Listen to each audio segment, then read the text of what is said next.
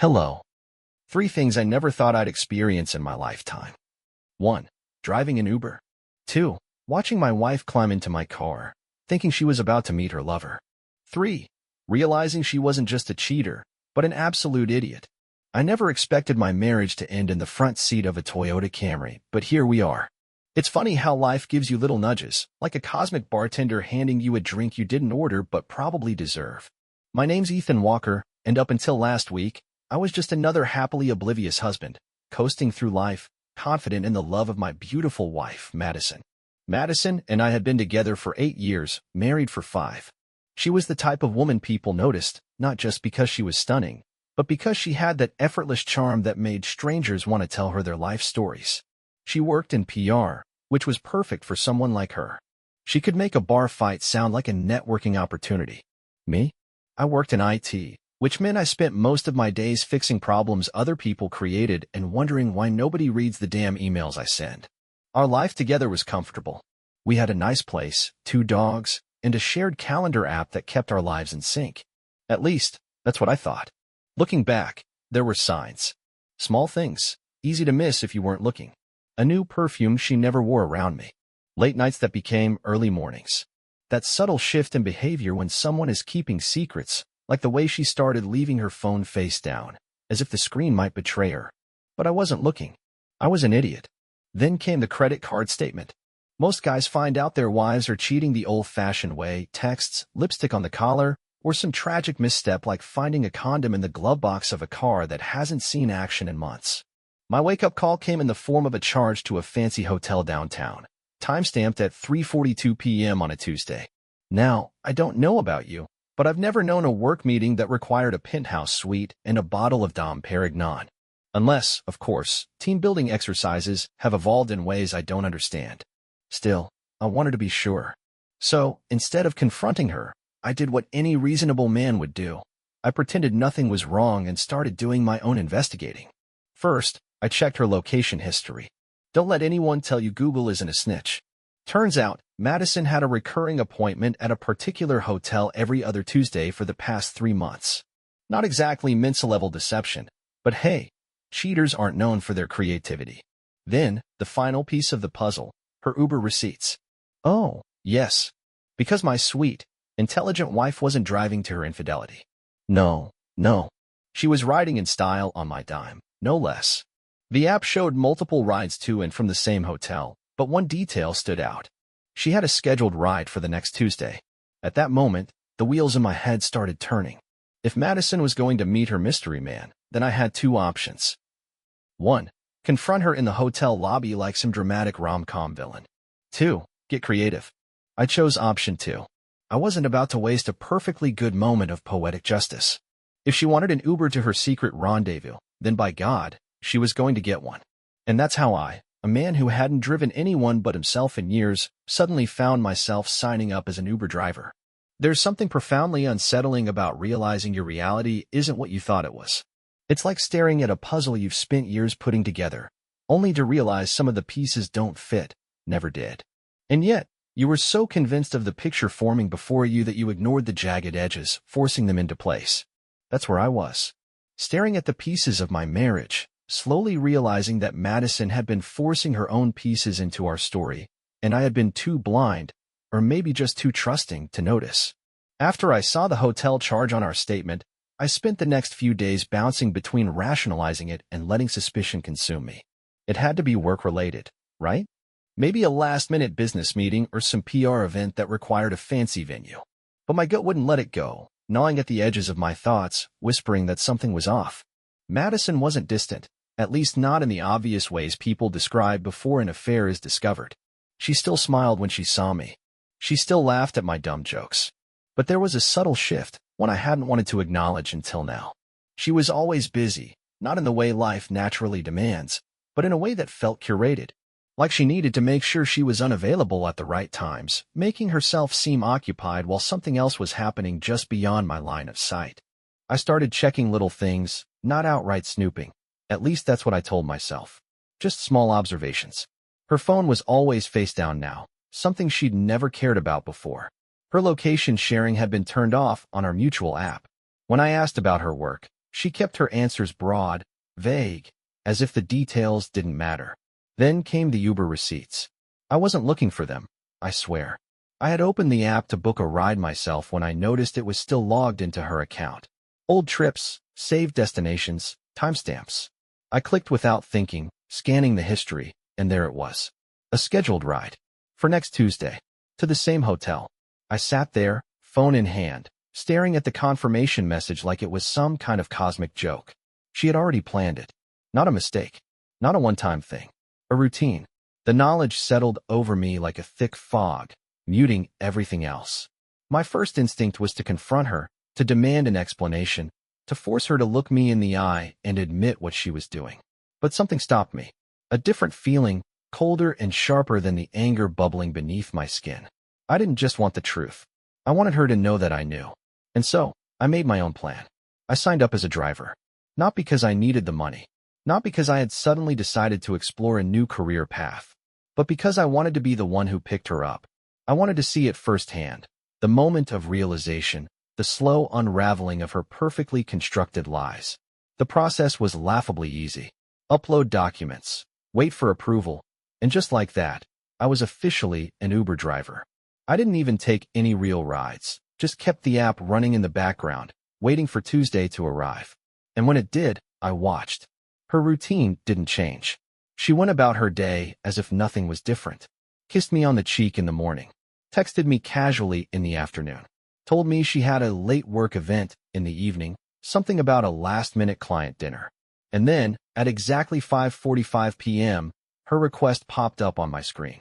Pickup location, our house. Destination, the Grand Belmont Hotel.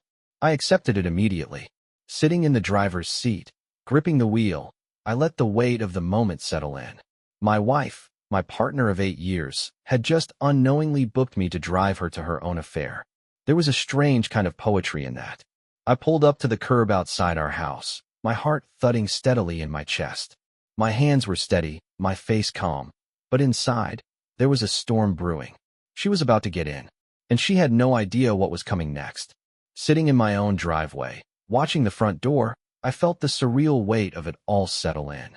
My wife, my partner of nearly a decade, was about to climb into my car, completely unaware of the storm waiting for her inside.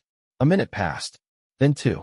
I kept my grip steady on the wheel, my breathing even, trying to stay calm despite the electric buzz of adrenaline flooding my veins.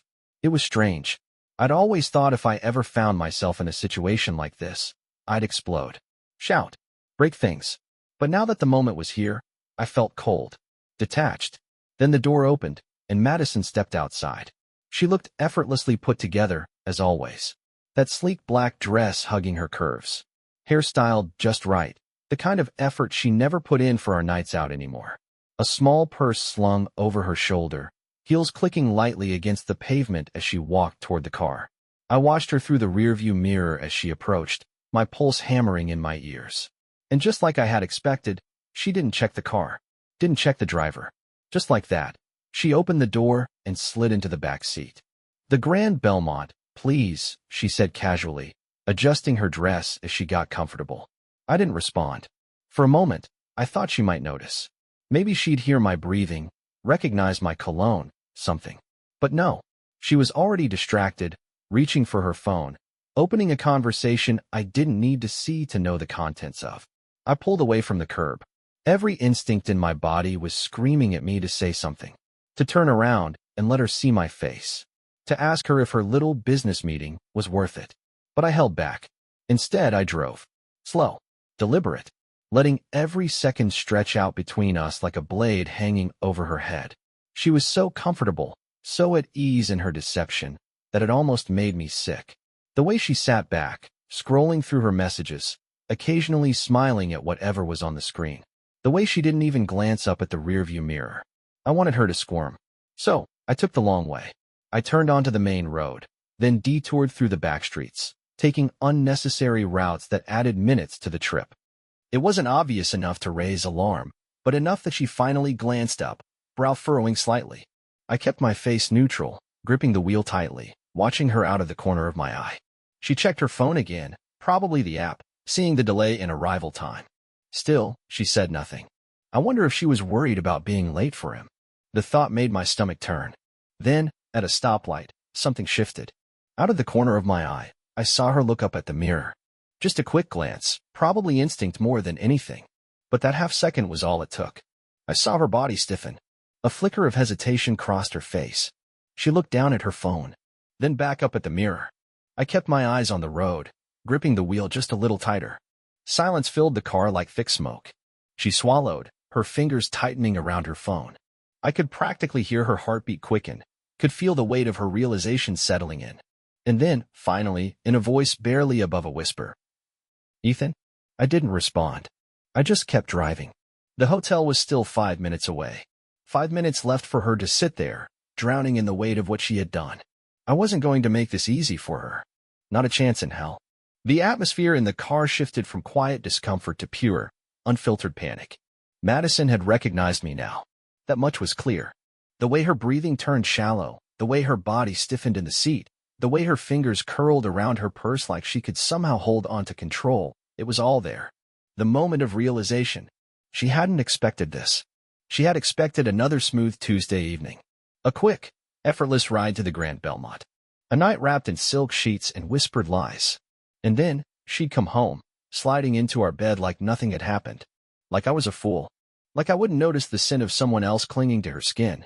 But now, sitting in the back of my car, she knew everything had unraveled. Her movements turned frantic. She shifted forward, the leather seat creaking beneath her as she leaned closer, her body tense. She must have been trying to make sense of it all, trying to fit this reality into some version where she could still talk her way out. But no matter how many different ways she tried to spin it, the truth was staring her in the face. She had climbed into a car expecting to be driven to her affair. And the man at the wheel was her husband. Her breath hitched, sharp and uneven, as she stared at me. I kept driving. She wanted an explanation. Some confirmation that this was real, that I knew. Maybe even a hint of rage, some explosive reaction she could latch onto, something familiar she could argue against. But I gave her nothing. No words. No accusations. Just silence. She checked her phone. That was predictable. Maybe she thought she could still fix this, that she could text someone, maybe him, and tell them something had gone wrong. But what was she going to say? "Hey, my husband just picked me up as my Uber driver." Change of plans. The phone slipped from her grip, landing on the seat beside her. The weight of it all must have been pressing down on her now. The sheer absurdity of the moment. The slow, inevitable realization that this wasn't just a mistake she could brush off. Her hands started to fidget. First with the strap of her purse, then with the hem of her dress, then with nothing at all, just restless movement, her body betraying the nerves she was trying to suppress. Then, she tried something desperate. Her hand darted toward the door handle. A last-ditch effort, a primal instinct to escape. Like a trapped animal realizing the walls were closing in. The door stayed locked. She jolted slightly at that. Her whole body went rigid, the panic settling in now, turning sharp, wild. She hit the window, once, then twice, her breath coming out fast, her chest rising and falling too quickly. She was spiraling, losing whatever composure she had left. The Grand Belmont was just ahead now, its glass exterior catching the last golden sliver of the sunset. The destination was no longer a vague idea. It was real, right in front of her. She wasn't just caught. She was trapped in the consequences of her own choices. Her world had been built on secrecy, on stolen time, on careful planning. But nothing could have prepared her for this. Nothing could have warned her that, one day, the ride she so carelessly ordered would deliver her straight into the arms of her own reckoning. And now, as the car rolled to a stop in front of the hotel, she had no choice but to face it. The Grand Belmont's entrance glowed under the warm lights, casting long shadows against the pavement. The polished glass doors reflected the bustling energy inside, wealthy guests moving through the lobby, suitcases gliding across the floors, staff greeting new arrivals with perfect rehearsed smiles. A place built on discretion, where affairs like Madison's weren't rare, just unnoticed. But tonight, there would be no discretion. Madison remained motionless in the back seat, her breath quick and uneven. She had stopped trying to compose herself. The realization had fully settled now. There was no explanation that would make this go away, no clever spin to smooth over the jagged edges of her betrayal. And then, right on cue, the final piece fell into place. A man stepped out from the hotel entrance. Tall, sharply dressed, exuding the confidence of someone who had never once feared consequences. His navy suit was tailored to perfection, his shoes shining even under the dim glow of the streetlights. His presence alone was enough to confirm everything. There was no reason for him to be standing there, no excuse that could explain away his timing. He had been expecting her, and now he was staring directly at me. At first, confusion flickered across his face. He wasn't looking at Madison. He was looking at the driver, the man in the front seat of the car. His mind must have been scrambling, trying to process why something felt off. The ease, the arrogance he carried only moments ago began to shift. He wasn't sure what was happening yet, but he could sense something wasn't right. And then, he looked at Madison. She still hadn't moved. The slow unraveling of the moment played out in agonizing detail. The hesitation in his step, the shift in his expression as realization hit, the way his shoulders stiffened ever so slightly. He knew now. For the first time, Madison stirred. Not in the bold, confident way she had probably rehearsed for their meetings, but with hesitation, with fear. She leaned back, as if pressing herself against the seat could somehow make her smaller, less visible, less guilty. But it was too late for that. The car door opened. Not a decisive movement, but slow, hesitant, like stepping onto unstable ground. She stepped out, her heels clicking against the pavement, her posture unsure. A small crowd had already started forming near the entrance. People lingering just long enough, sensing the tension in the air. Strangers could always recognize when something was happening, when a spectacle was about to unfold, and this was no exception. A valet stopped mid-step. A group of hotel guests slowed as they approached the doors, eyes flickering between the three of us. The weight of the moment hung between Madison and her lover. She had walked toward this man so many times before, but never like this. Never with her husband watching. Never with her secrets so painfully, publicly exposed. She didn't reach for him now. She didn't step forward. For the first time, she had no control over the narrative. And then, the shift happened. The moment she had feared the most. The first quiet murmurs from the growing crowd. The shared glances. The realization settling into the faces of the people watching. A married woman, her husband, and the man waiting outside a luxury hotel. The pieces fit together too easily, the conclusion too obvious. Her lover, sensing the shift, straightened, his own confidence faltering. He had likely thought he would never have to face this, that his affair would remain in the shadows. But now, with eyes turning toward him, the weight of public shame creeping in, he wasn't so sure. Madison turned, probably searching for something. An escape, a way to control the situation, a way to lessen the damage. But there was nothing left to say. A final movement sealed it all. A small, deliberate action. A folded document, pulled from my pocket, dropped onto the pavement between them.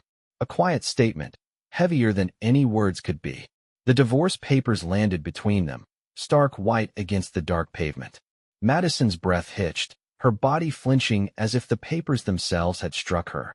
Her lover's gaze fell on them too, his expression darkening. The meaning was clear. There was no salvaging this. No bargaining. No erasing what had just happened. The onlookers had seen enough. Some turned away, whispering to each other. Others continued watching as if waiting for the final act. But for me, there was nothing more to do. Without another glance, without waiting for either of them to react, I turned, stepped back into the driver's seat, and pulled away from the curb. The last image I saw in the mirror was Madison standing frozen in place, caught between the past she had destroyed and the future she wasn't prepared for. And I didn't feel sorry for her. Not one bit. The drive away from the Grand Belmont felt lighter than I expected. The tension that had been wrapped around my chest for weeks, suffocating and relentless, had finally snapped. The moment had passed. The truth had been laid bare, and now there was only one thing left, moving forward. I didn't look back. Not at the hotel, not at Madison, not at the wreckage of her carefully built lies. Whatever happened behind me wasn't my concern anymore. Let her stand there, humiliated. Let her lover deal with the consequences of their affair now that it was no longer a private indulgence but a public spectacle. Let them both stew in the mess they had created. I drove in silence, the city lights blurring past the windshield. The satisfaction of exposing them in front of strangers still lingered, but underneath it, something quieter was settling in, relief. The weight I had been carrying was gone. No more doubts, no more searching for clues, no more wondering whether I was being paranoid. The answer had been delivered straight to me, and now I was free. When I arrived home, the place felt different. The walls, the furniture, even the air itself felt detached, like it no longer belonged to me. Or maybe I no longer belonged to it. This wasn't my home. It was just a space where I had unknowingly played house with a stranger. I left the divorce papers where they belonged, on the hotel pavement, in the place where her affair had thrived. But I had copies. Everything was already in motion. The bank accounts were separated, the lawyer had been contacted, the necessary steps had been set in place before I ever started the car that evening. This wasn't an impulsive act of revenge, it was closure, wrapped in precision. Madison didn't come home that night. Maybe she couldn't face it. Maybe she was still standing there, stunned, searching for some way to convince herself this wasn't happening. Or maybe she had done the predictable thing, walked into the hotel, straight to him, the way she had planned to all along. It didn't matter. By the next morning, my phone was flooded. Missed calls. Messages. A slow evolution from stunned confusion to frantic pleading. Each unread text sat there like a reminder of the woman I had once loved, now reduced to a series of desperate words on a screen. I didn't answer. She could talk to my lawyer. There was no conversation left to have. Over the next few days, word spread. Friends, family, even coworkers somehow caught wind of the scandal. People who had once admired our perfect marriage now looked at her with whispers and sideways glances. Some reached out to check on me, their concern genuine, their pity barely hidden beneath their voices. Others stayed silent, unsure of how to respond to something that had unfolded so dramatically. Madison, for all her skill in public relations, couldn't spin this one.